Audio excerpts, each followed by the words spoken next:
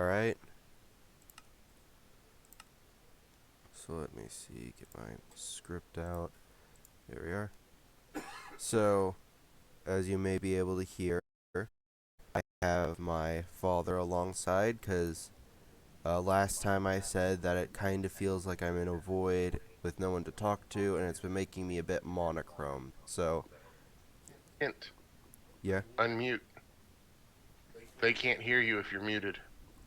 No, I muted myself on Discord, but not on the recording software, so they can still hear me. Ah, my bad. Alright. Yeah, technical difficulties. Goodness. So yeah. Oh, I still have invisibility. Let's see. Chapter 2, part 6, The Layer of Pride. Where's milk? It doesn't matter. The layer of pride is the first layer that really has trouble with limited space. There are a variety of halls, all eventually leading to an arena of some kind. There are three main types of pride demon. Oh gosh. Bards, gladiators, and friendly demons. But first, I have the diorama built, and as you can see, I tried my hardest to use all of the space I was given. There are spaces under the bleachers themselves. There are even VIP chairs that have jars of ale.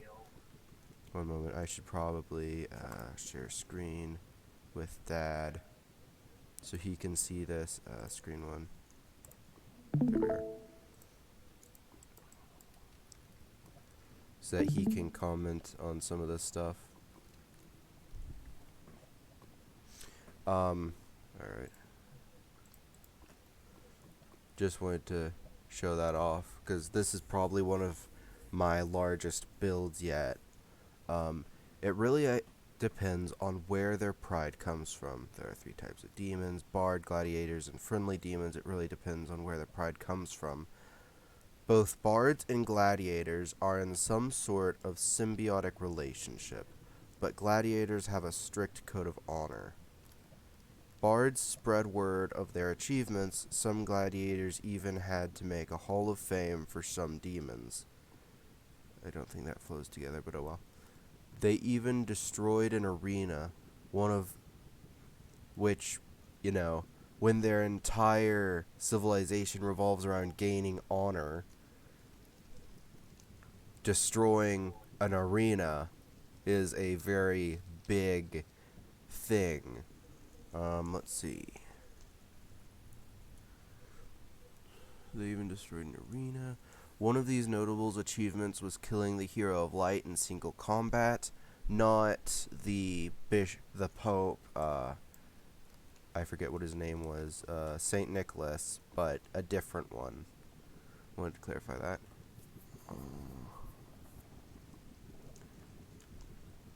In single combat, many demons died just to confirm if this was true. Bards get their pride from their talent, but without an equally great model to capture or achievement to sing about, their full talents cannot bloom. And finally, the friendly demons. They can be called worshippers of the devil's promise, whatever it is. Either way, they're demons who act as if they have emotions. A good example of this is the loyalty demon, which at first baffled researchers because no demons can actually have loyalty.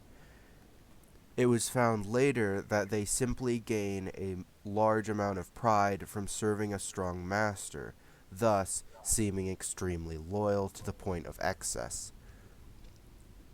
The friendly demons are usually demons that find loopholes, chasing honor by acting as if, they're nice people, which, makes them probably the best demon to run into. Let's see. Either way, they're demons who act like they have emotions, loyal to the point of excess. Pride himself is always sitting on his throne, overlooking the grand arena, the most prodigious coliseum. I spelled that wrong, but hopefully I'll fix it in transit. Um, like the great Caesar in Rome, watching the gladiators fight for their honor to the death if they must. Because when two demons fight, one of them usually ends up dead. That is how it works. Let's see. Demon honor favors the strong. When two demons fight, one shall die.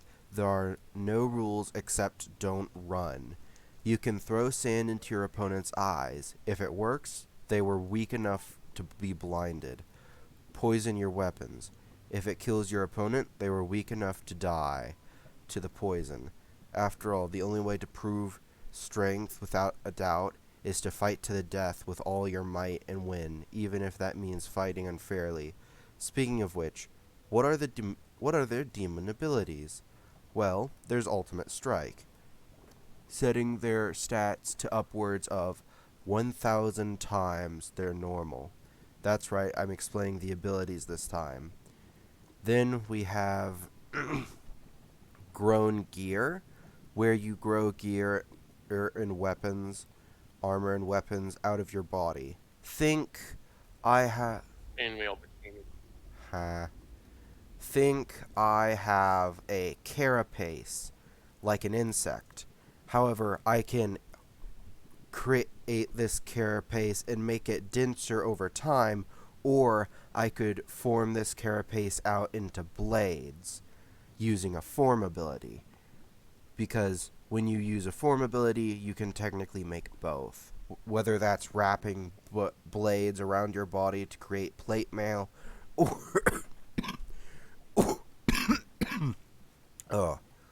or changing your armor into blades. When supported with form abilities, they can do both. It'd be a shame if I didn't mention arrogance type demons. Technically not a power, but it makes their form abilities stronger.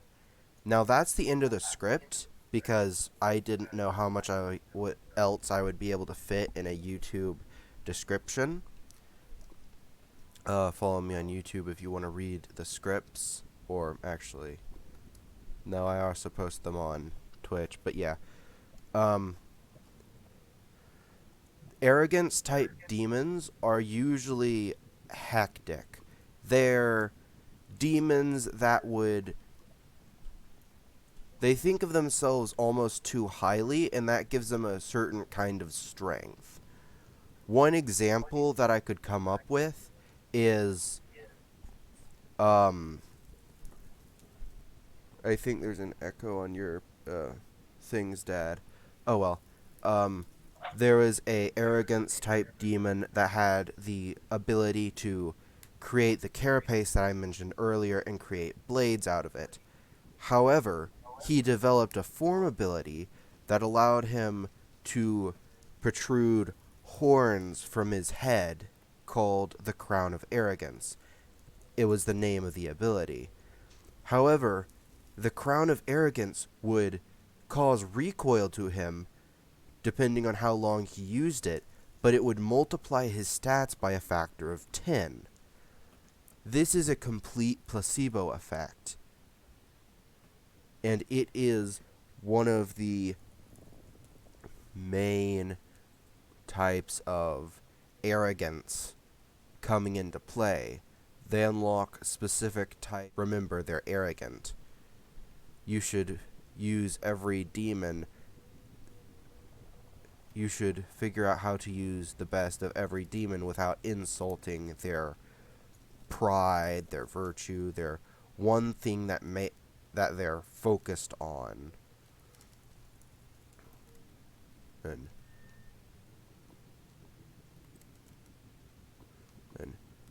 let's see. So, is there anything else you want to ask about?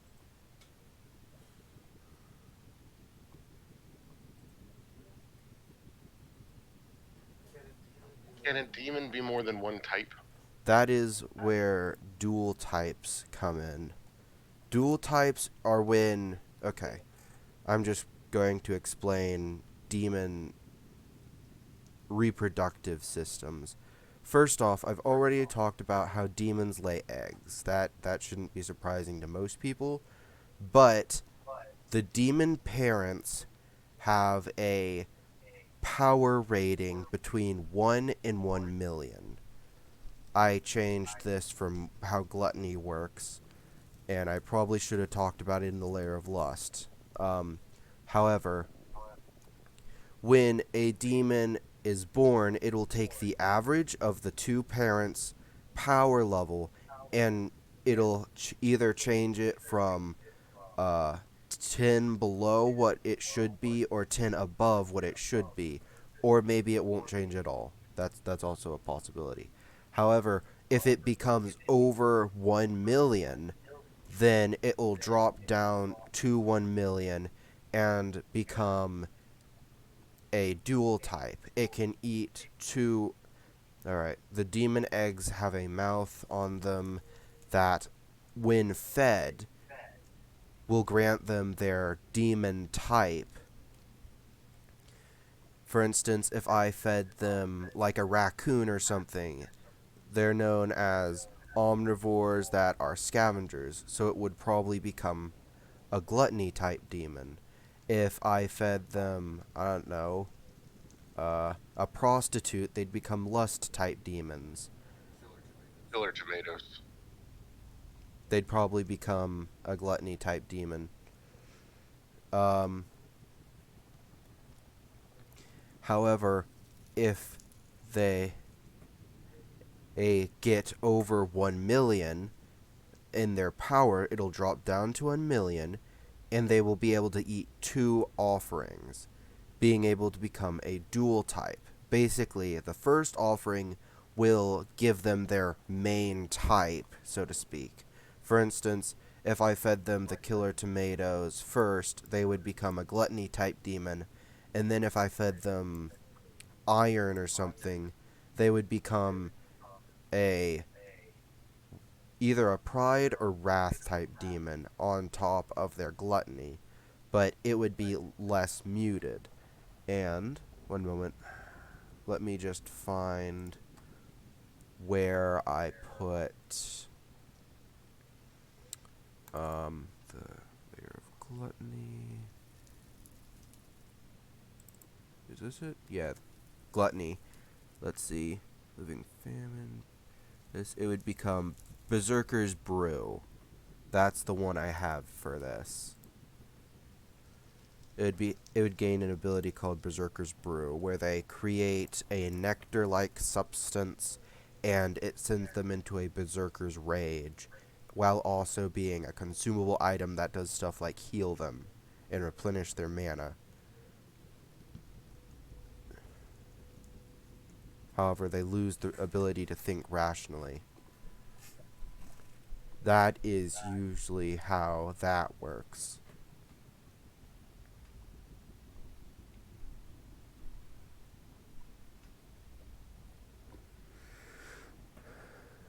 Is there anything else? I think that's it Okay. for today. Alright then.